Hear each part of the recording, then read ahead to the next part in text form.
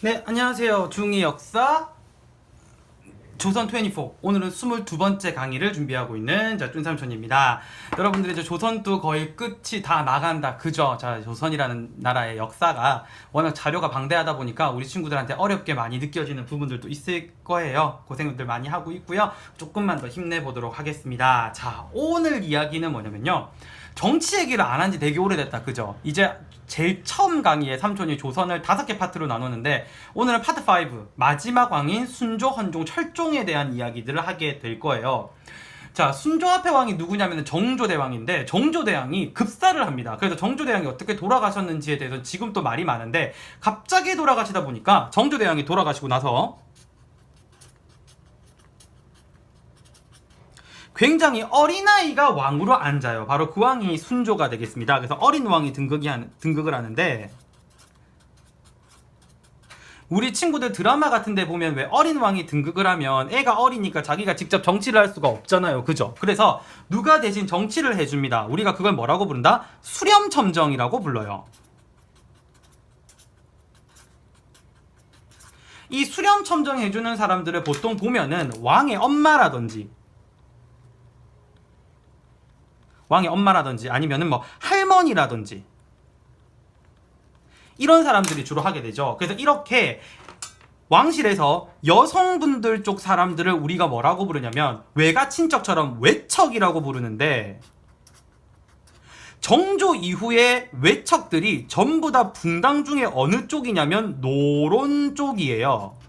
이렇게 외척과 노론이라는 총 몇 가지 조건, 2가지 조건을 가진 정치 세력들을 우리가 지금부터 뭐라고 부를 거냐면 세도 가문이라고 부를 겁니다. 무슨 가문이라고 부른다고요? 세도 가문. 그래서 시험 문제에 어떤 얘기가 나오냐면은 세도 가문의 조건 2가지를 물어봐요. 그러면 우리가 외척과 노론 쪽이다 라는 2가지 답을 내어놓으면 됩니다. 자, 근데 얘네들이 정권을 장악해서 무슨 짓을 하냐면 첫 번째, 앞에 왜 비상시 변방의 문제를 논의하는 임시 국방 기구였다가 양난 이후에 권한이 확대되면서 권력을 모두 다 집어삼킨 기관이 있었죠. 거기가 무슨 사였죠? 비변사. 얘네들이 여기를 장악합니다. 이미 여기는 모든 권력 기구를 다 먹었기 때문에 비변사까지 얘네들이 먹게 되면은 이제 무서울 게 없는 거예요. 그냥 글자 그대로 지들 마음대로 나라를 지고 흔드는 거죠. 그래서 권력 독점하고요. 자기 집안 사람들 전부 다 관직에다 집어넣기 위해서 과거 시험 부정 일으킵니다. 뭐 시험지 미리 유출해주거나 아니면 답을 미리 가르쳐주거나 뭐 대리 시험을 치던지 뭐 별의별 짓을 다 합니다. 그리고 관직을 팔고 삽니다. 이거를 매관 매직이라고 이야기를 하는데 이 정도로 나라가 썩어 자빠지는 거죠. 그리고 지방에 있는 향리나 수령들은 이 세도 가문한테 잘 보여야 돼요. 그래서 끊임없이 세도 가문들한테 뭐를 보낸다? 제발 잘 봐주십시오. 뒷돈, 쉽게 말해서 뇌물을 계속 보내요. 근데 뇌물이 지들 돈이겠어요? 이 뇌물 전부 다 누구 수탈해가지고 농민 수탈을 합니다. 방식은 무슨 방식을 통해서? 예, 세금이라는 이름으로 징수를 해가지고 그 돈을 모아서 세도 가문들한테 뇌물로 갖다 바치게 되는 거죠. 정치는 자기들 입맛에 맞는 사람들이 개판을 치고 앉아있고 심지어 그것도 모자라가지고 얘네들은 지금 무슨 짓을 하고 있고 향리들은 백성들한테 돈을 뜯어가지고 뭐로? 뇌물로 갖다 바치고 앉아있는 거예요. 그러니까 백성들 입장에서는 생활이 굉장히 살기 힘들어지게 되는 겁니다.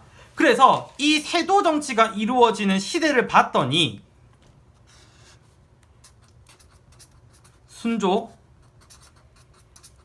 헌종, 철종 이렇게 세대 왕 동안 총 몇십 년 동안 세도 정치가 이루어지냐면 60년간 이 세도 정치가 이루어집니다. 자, 이 세도 가문을 이끌었던 성씨가 총 2성씨가 있거든요. 순조 때 김조순이라는 사람을 시작으로 해서 순조 때 안동김 씨가 어마무시한 권력을 누리고요. 그다음에 헌조 때는 풍량주 씨가 또 권력을 잡아갑니다. 그리고 철종 때 다시 안동김 씨가 권력을 누리게 되죠. 그래서 이렇게 안동김씨 풍량주 씨를 주축으로 한 이 가문들이 60년간 자기들 마음대로 정치를 지고 흔드는 걸 뭐라고 얘기한다? 세도 정치, 세도 가문이라고 이야기를 해요. 그래서 첫 번째 정치적인 문제인 세도 정치에 대한 이야기를 우리가 우선 해봤습니다. 자, 두 번째는 아까 뇌물을 갖다 바친다고 얘기했죠. 이제는 엄청나게 심할 정도로 누구들을 수탈하기 시작한다? 농민들을 수탈합니다. 그래야 지네들이 뭐를 갖다 바칠 수 있으니까, 뇌물을 가져다 바칠 수 있으니까. 얘네들이 하는 농민 수탈의 방식을 세 가지 방식으로 세금 제도를 개판을 만들어서 농민들을 괴롭혔기 때문에 이거를 두고 세 가지 정책이 엉망이 된다 그래서 삼정의 문란이라는 말을 써요. 뭐라고 부른다고요? 삼정문란. 몇 개의 정책이 엉망이 되는 거다? 네, 세 개의 정책이 엉망이 되기 때문에 이걸 두고 우리가 삼정의 문란이라고 부른다고 했습니다. 자, 그러면 세 가지 방법이니까 한 개씩 보면 되겠네요. 자, 첫 번째. 여러분들 우리 앞에 봤을 때 영정법, 대동법, 그 다음에 균역법에서 결작 전부 다 세금을 뭐로 내는 거였었죠? 거의 다 쌀로 내는 거였었다, 그죠? 그래서 첫 번째는 기본 세금 징수인 전정이 사달이 나는데, 전정 이거를 두고 우리가 전정문란이라고 부릅니다. 뭐로 세금을 걷는 거? 예, 쌀로 세금을 걷는 전정이 엉망진창이 됩니다. 어떻게 엉망진창을 하냐면요, 항목을 계속 붙여요. 일단 니 쌀 안정적으로 보내주는데, 니가 낸 쌀 세금 안정적으로 보내주는데 운송료 드니 그 운송료 누가 내? 니가 내. 운송 수수료 농민들한테 뒤집어 씌웁니다.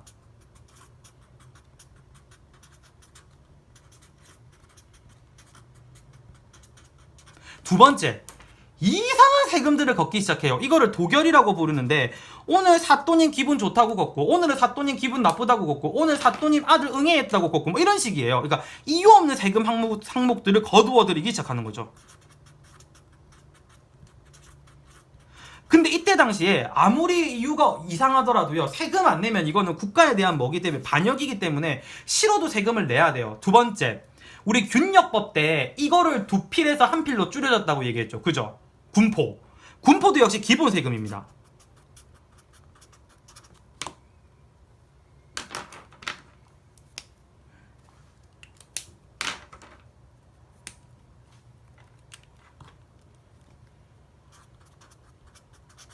이 군포로 장난짓을 하는 걸 군정문란이라고 불러요. 위에 건 전정문란, 밑에 건 군정문란. 자, 근데 얘네들이 어떤 식으로 난장판을 치는지 삼촌이 그림으로 한번 그려볼게요. 자, 아기가 태어났어요. 아기예요. 사람은 언젠간 어느 나라로 간다? 하늘나라로 가죠. 무덤입니다. 조선의 군정의 기본 정책은 나이 몇 살 때부터 몇 살 때였지? 16살부터 60까지. 이때가 우리가 군정으로 군포를 내야 되는 나이예요. 이때 원래 내야 됩니다. 그런데 얘네들이 무슨 짓을 하냐면 16세보다 어린 아이들이 있죠. 어린 아이들. 16세보다 어린 아이들. 이 어린 아이들한테 군포를 물립니다. 미리 세금 납부하는 거 경험해보라 이야기죠. 아이들의 어린 입으로 황구라고 부르거든요. 그래서 황구들에게, 어린아이인 황구들에게 군정을 첨했다고 해서 이거를 황구첨정이라고 불러요. 그리고 기본적으로 세금 내는 것도 환장할 노릇인데, 수령이 바뀔 때마다 네가 언제까지 살지도 모르는데 평생 낼 군포를 마감체라고 해서 뭐로 걷어가냐면 군포를 일시불로 걷어가요. 앞에 사또가 마감체로 일시불 걷어가잖아요. 그래서 사또가 또 바뀌었어. 백성들이 저희 마감체로 일시불로 다 냈는데 시끄러 또 내, 이런 식이 되는 거죠. 군포를 더 내야 돼. 비중이 계속 가중이 되는 거예요. 그러면 사람들이 못 내고 도망을 가잖아요. 만약에 군포를 못 내고 누가 도망을 갔다, 그러면 이웃하고 친척이 다 뒤집었어야 되는데 이거를 인징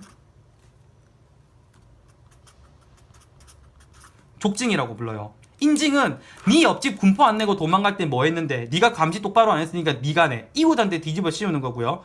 니네 친척 군포 안 내고 도망갔는데 몰랐어? 그건 네 친척이니까 네가 대신해. 친척한테 뒤집어 씌우는 거를 족징이라고 불러요. 그러니까 무슨 수를 써서든 어떻게 뜯어내겠다라는 이야기입니다. 그리고 60세가 넘은 사람한테 군포를 내랍니다. 이른바 어머 너무 강령하셔서 젊어 보여져서 군포 내셔야 되는 줄 알았어요. 젊은데 기분이데 내시죠. 무슨 개소리예요. 강령체거도 갑니다.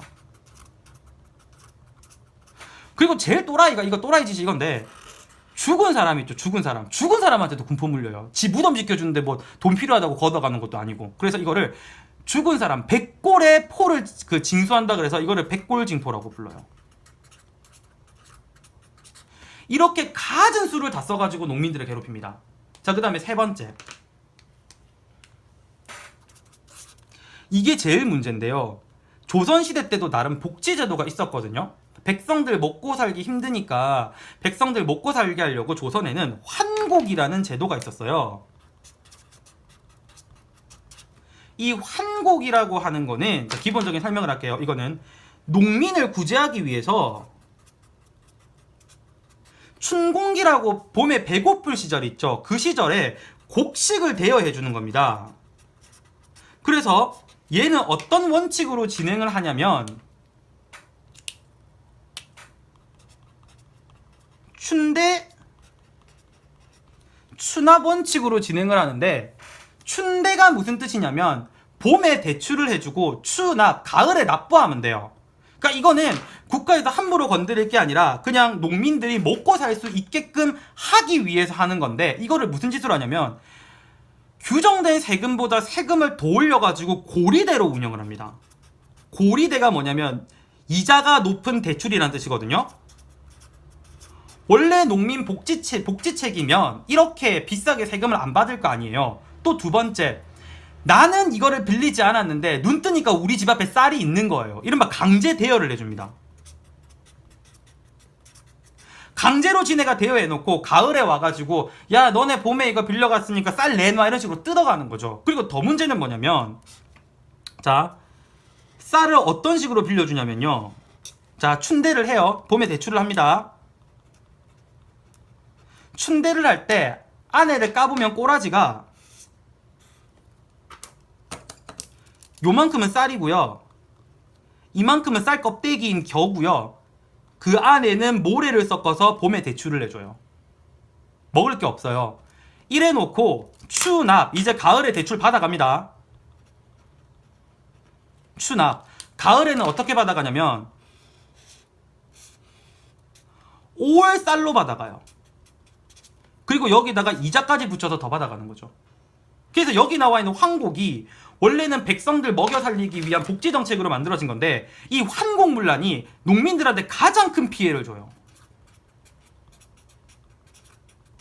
그러니까 조선시대 말기인 순조, 헌종, 철종 때가 되면은 농민들은 지금 위에 세도 정치에 삼정문란에 정말 살기 싫은 세상이 벌어지는 겁니다.